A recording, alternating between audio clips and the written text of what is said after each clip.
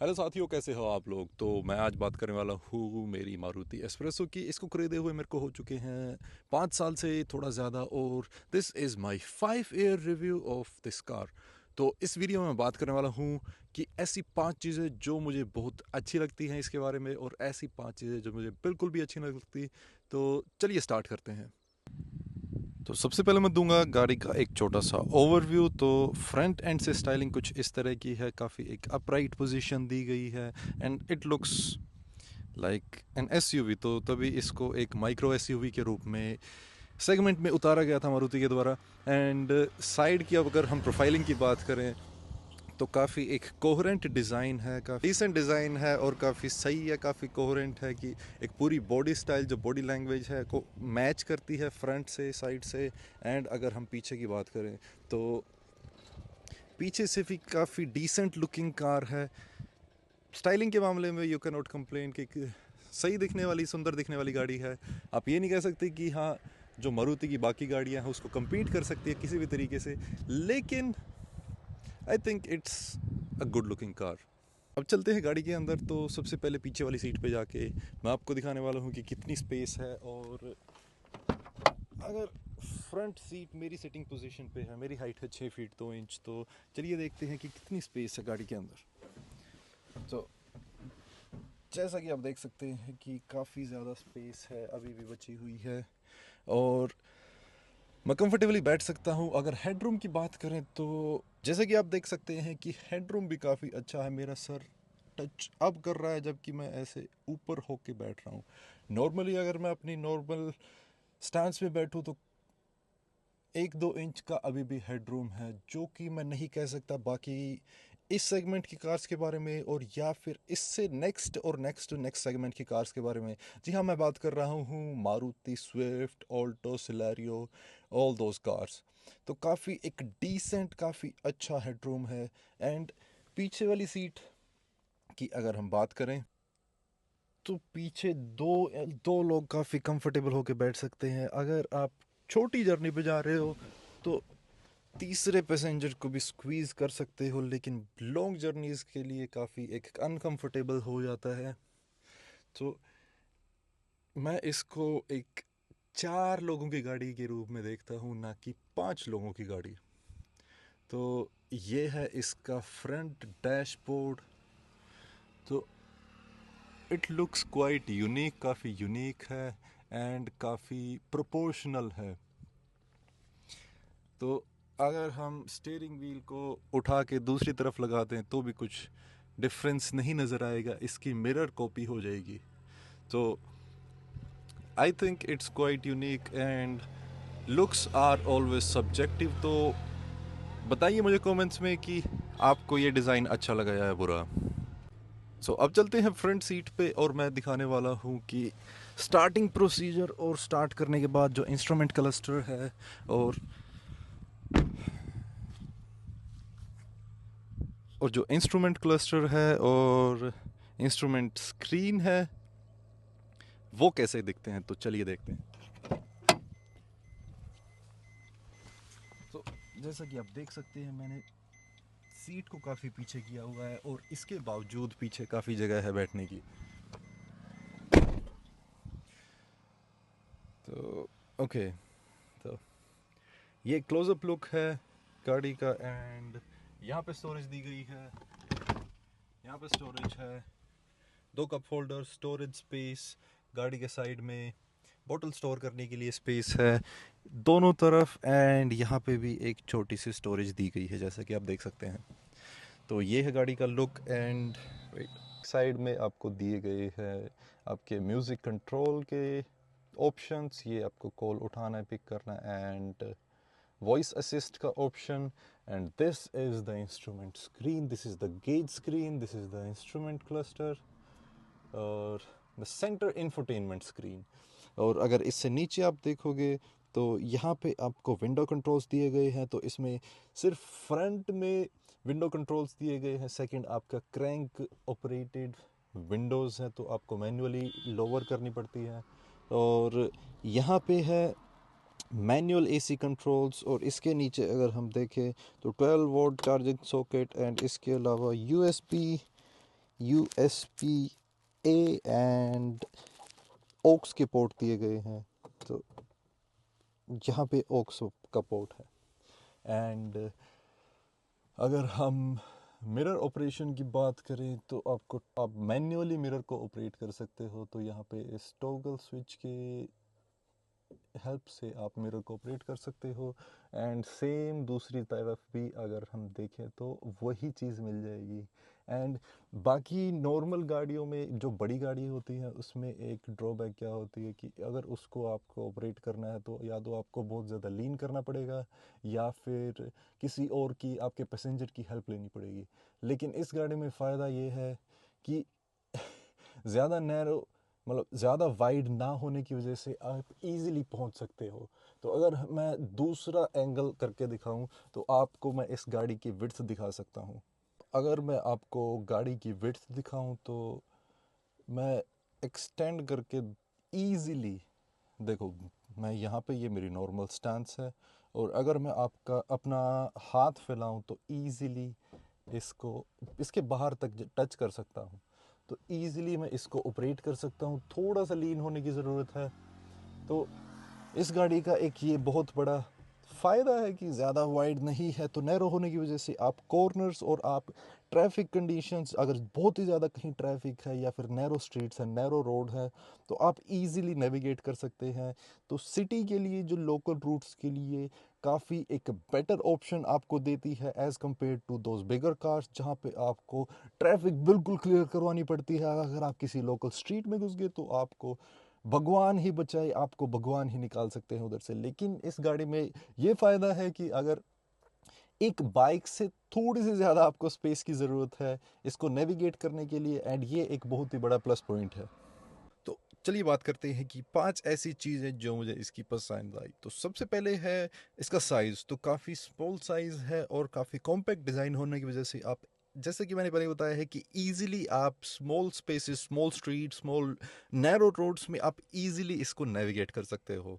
तो एक बहुत ही बड़ा प्लस पॉइंट देती है, specially in a country like India, जहाँ पे बहुत ही ज़्यादा ट्रैफिक हो जाती है, बहुत ही ज़्यादा कंजस्टेड रोड्स होने की वजह से आपको डिलेज का सामना करना पड़ता है। तो this car can help you prevent that just enough to justify the size, the small size of the car.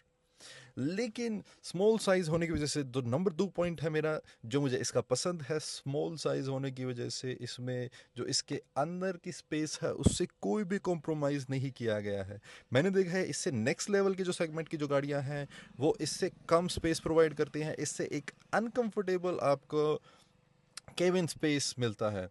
तो मैं बात कर रहा हूँ स्विफ्ट की, i10, i20, कोई भी कार इस कार के साथ compete नहीं कर सकती है। फर्स्ट ऑफ ऑल, जो आपका सिटिंग है उसमें एक थोड़ा सा लो स्टांस है सीट्स का, तो आप एक ऐसे नीचे की तरफ एक बैठना पड़ता है। तो अगर आप थोड़े से एज्ड है या फिर आपको कोई फिज़िकल डिसेबिलिटी है तो बहुत ही ज़्यादा मुश्किल हो जाता है आपको गाड़ी से निकलना और गाड़ी में बैठना। तो मेरी हाइट 6 फीट 2 इंच है और मेरे जैसे इसमें 4 और लोग इजीली इजीली बैठ सकते हैं और लॉन्ग ड्राइव्स मतलब पे इजीली जा सकते हैं। तो wait, let me show you कि हेडरूम देखिए, बहुत ही अच्छा हेडरूम दिया गया है इसमें। एंड इसी वजह से इसको मैंने 5 साल हो चुके हैं अभी तक रखा हुआ है, क्योंकि जो भी रिक्वायरमेंट्स हैं जो भी है वो ये इजीली फुलफिल कर देती है। तो अगर आप देखें तो इससे भी ज़्यादा हेडरूम अभी भी है इसमें। तो फिफ्थ पैसेंजर आप स्मॉल ट्रिप्स के लिए स्क्वीज इन कर सकते हो, लेकिन बहुत ही अच्छा अंदर रूम दिया गया है।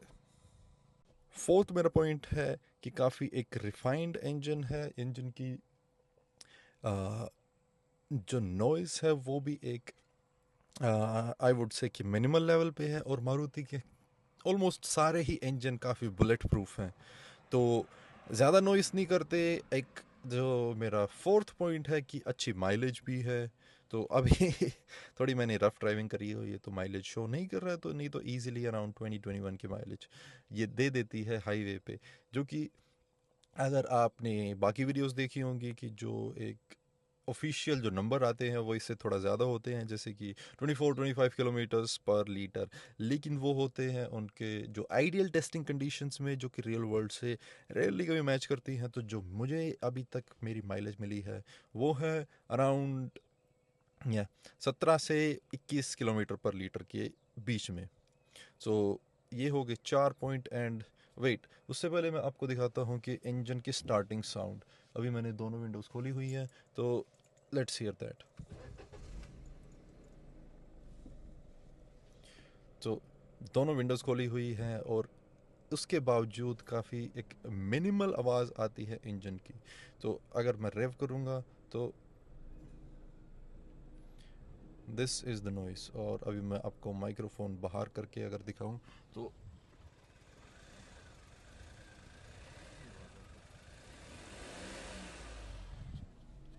तो एंड अब अगर मैं बात करूं मेरा फिफ्थ एंड फाइनल पॉइंट, जो मुझे इस गाड़ी के बारे में बहुत अच्छा लगता है, वो है इसके स्टोरेज स्पेस। तो इसके अंदर की मैं स्टोरेज दिखा चुका हूँ। Let me show you the boot of the car. Wait, let me open it. तो चलिए मैं आपको दिखाता हूँ कि गाड़ी में बूट स्पेस कितनी है। This is the boot space of the car. तो थोड़ा सा खेत रिलेटेड मैं सामान मेरे को लेके जाना होता है, तो काफ़ी इधर प्रोटेक्शन के लिए मैंने एक प्लास्टिक बैग लगाया हुआ है, लेकिन एक डीप एंड एक डिसेंट साइज़ के स्पेस है। तो इसमें मैंने सीएनजी ऑप्शन नहीं लिया हुआ है, क्योंकि उसमें फिर जो स्टोरेज थी वो कॉम्प्रोमाइज़ हो जाती। लेकिन this is the size of the trunk. And अगर आप इंटरनेट पे देखोगे तो you can find out the exact capacity. तो ऊपर आप गत्ते पे भी चीज़ें रख सकते हो। तो काफ़ी एक कॉम्पैक्ट डिज़ाइन होने के बावजूद एक बहुत ही अच्छा पैकेज दिया गया है। तो अब बात करते हैं कि 5 ऐसी चीज़ें जो मुझे इसके बारे में इसके बिल्कुल ही अच्छी नहीं लगती। तो first one is the position of the third brake light. तो वो इस हिसाब से पोजीशन की गई है, अगर आप आपके मिडल रियर व्यू मिरर में देखते हो तो जो आपका पीछे का रोड व्यू है, जो दूर का रोड व्यू है, वो एक ब्लॉक करता है एंड परफेक्टली कवर करता है। तो आपको बाकी मिरर्स की हेल्प लेनी पड़ती है। सिर्फ आपका जो बीच वाला मिरर है उसमें आप चेक नहीं कर सकते कि हाँ पीछे से क्या आ रहा है। Late me show you. ये चीज़ मुझे नहीं पता कि सिर्फ मुझे बॉदर करती है या फिर किसी और को भी। तो ये जो मिडल का व्यू है एक परफेक्टली इसको ब्लॉक करता है। तो आप ज़्यादा दूर तक इसलिए नहीं देख पाते क्योंकि मैंने एक अपहिल हाँ लोकल रोड पे इसको पार किया हुआ है। लेकिन दिस प्रूव्स माय पॉइंट कि हाँ पीछे का पूरा बिल्कुल मिडल में व्यू ब्लॉक किया हुआ है। मुझे नहीं पता किसी और ने ये चीज़ नोटिस करी है या फिर किसी और को बॉदर करती है नहीं, लेकिन मेरे लिए सबसे ज़्यादा यही चीज़ बॉदर करती है इस गाड़ी की। बाकी चीज़ें सारी कॉम्प्रोमाइज़ सारे एक्सेप्ट कर सकते हैं, लेकिन दिस इज़ जस्ट अनएक्सेप्टेबल। तो मुझे बिल्कुल भी पसंद नहीं है। दूसरी ऐसी चीज़ जो मुझे इसकी नहीं पसंद है वो है the lack of a centre arm rest. तो बाकी नॉर्मल मुझे भी पता है कि इस सेगमेंट में एक सेंटर आर्म रेस्ट नहीं दिया जाता है, लेकिन जो इसमें एक सिटिंग हाइट दी गई है उसमें काफ़ी एक अनकंफर्टेबल हो जाता है कि आपकी आर्म कि आपके पास कुछ है ही नहीं कि आपको यहाँ पे या तो ऐसे रखना पड़ता है या फिर स्टीयरिंग पे हाथ रखिए, लेकिन आपको आर्म रेस्ट नहीं दिया गया है। और इसकी हाइट इस हिसाब से है कि आपको एक आर्म रेस्ट की ज़रूरत है। तो आपको ये वाला इधर आर्म रेस्ट डोर में दिया गया है। तो मेरी सेकंड कंप्लेंट ये है कि इसमें जो पैकेज इस गाड़ी में दिया गया है, अगर एक आर्म रेस्ट भी हो आप आफ्टर मार्केट लगा सकते हैं, एंड जो कि मैं जल्द ही करने वाला हूँ। तो अगर आर्म रेस्ट हो तो ये पैकेज और भी ज़्यादा कंप्लीट और भी बेटर हो जाएगा। थर्ड चीज़ जो मुझे इसकी नहीं पसंद है, तो मेरे पास है automatic variant 5 speed auto engine, या फिर इसको बोलते हैं कि AMT, ऑटोमेटेड मैनुअल ट्रांसमिशन। तो जो ट्रांसमिशन, जो गियर चेंज की स्पीड है, वो एक जो स्लगिश मैनुअल ऑपरेटिंग ड्राइवर होता है उसको मैच करती है। तो काफ़ी टाइम लेके जो गियर चेंज होते हैं, एंड स्पेशली अगर आपको कोई व्हीकल को ओवरटेक करना है, तो you have to just press the pedal all the way through. तो पूरा पेडल प्रेस करने के बाद फिर ये डाउन शिफ्ट करके फिर ये ओवरटेक करती है, जो कि जिसमें काफ़ी टाइम वेस्ट हो जाता है, और अगर एंड काफ़ी रिस्की भी आई वुड से कि हाँ, कि अगर सामने से कोई व्हीकल आ रहा हो, आपको एक क्विक मैन्यूवर करना है ओवरटेक करने के लिए, तो उस चीज़ के लिए गाड़ी नहीं बनी हुई है।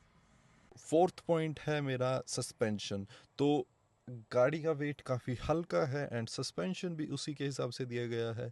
तो ये जो बम्प्स हैं, जो पोर्ट होल्स हैं, जो स्पीड ब्रेकर्स है, उसको इतना अच्छा हैंडल नहीं करती जितना बाकी गाड़ियाँ या फिर इससे नेक्स्ट सेगमेंट की गाड़ियाँ हैंडल करती हैं। तो this is the thing that you know and you understand, but मुझे पसंद नहीं है। एंड मारुति की सबसे एक जो इस लेवल की या फिर इस सेगमेंट की, इससे नेक्स्ट सेगमेंट की भी गाड़ियों की एक प्रॉब्लम है, वो है जो प्लास्टिक है वो आवाज़ करने लगती है, गड़गड़ गड़गड़ गड़ वाली आवाज़ करने लगती है गाड़ी 3 4 5 साल के बाद। तो वो सारी चीज़ें मैटर करती हैं आपके सस्पेंशन पे। अगर सस्पेंशन थोड़ा बेटर हो, तो पोर्ट होल्स को, आपके स्पीड बम्प्स को उतना ही अच्छे से ये एब्जॉर्ब कर पाएगी एंड उतना ही अंदर नॉइस कम आएगी। फिफ्थ पॉइंट है मेरा इसका पेंट। हालांकि मुझे पेंट कलर काफ़ी अच्छा लगा। एक wait, let me show you, एक मेटेलिक स्टाइल का पेंट दिया गया है, और मुझे कलर भी काफ़ी पसंद है। लेकिन this is a dust magnet. अगर आप गाड़ी को धोने के तुरंत बाद भी अगर देखोगे, तो this is still attracting a lot of dust. वो डस्ट सिर्फ कपड़ा मारने से नहीं जाएगा। लेट मी शो यू कि हाँ, आपको देख ही सकते हैं। इसको मैं साफ़ करने के बाद दिखाऊंगा। सो जैसे कि आप देख सकते हैं, मैं आपको इजीली इसमें नहीं शो कर सकता, लेकिन अगर आपके पास एस्प्रेसो है तो you can vouch for that. And specially मुझे नहीं पता कि बाकी कलर्स में ये प्रॉब्लम है या नहीं, लेकिन this is the metallic brown, metallic brown color, and you can see the metallic flakes in the paint. तो 5 चीज़ें जो मुझे इस गाड़ी की नहीं पसंद, तो आपका क्या मानना है? और अगर आप मुझसे पूछो कि इस गाड़ी को लेना चाहिए या फिर नहीं, तो अगर आप पहली या फिर अपनी दूसरी गाड़ी लेने वाले हो, आप एक सिटी ड्राइविंग मैक्सिमम करने वाले हो, लॉन्ग ड्राइव्स कभी कभी जाना है कि महीने में 1 या 2 लॉन्ग ड्राइव्स, तो I would highly recommend this car. बाकी अगर आपको फ्रीक्वेंट लॉन्ग ड्राइव्स पे जाना है, तो आपको थोड़ा कंसिडर करना चाहिए इससे नेक्स्ट सेगमेंट की गाड़ियाँ। सो ये था मेरा 5 साल का रिव्यू मेरी एस्प्रेसो का। तो आपको कैसी लगी वीडियो? आपका क्या मानना है इस गाड़ी के बारे में? तो मुझे बताना कमेंट्स में। अगर वीडियो अच्छी लगी तो लाइक कीजिए, सब्सक्राइब कीजिए, और मुझे बताइए कि आपको कौन सी गाड़ी की वीडियोस चाहिए। और मैं ट्रैवल करने वाला हूँ कनाडा में अगले 10 दिनों के अंदर, तो वहाँ पे कौन सी गाड़ी का आपको रिव्यू चाहिए, तो मुझे नीचे कमेंट्स में बताना, और मैं जल्द से जल्द आपके लिए रिव्यूज़ एंड वीडियोज़ लेके आने वाला हूँ।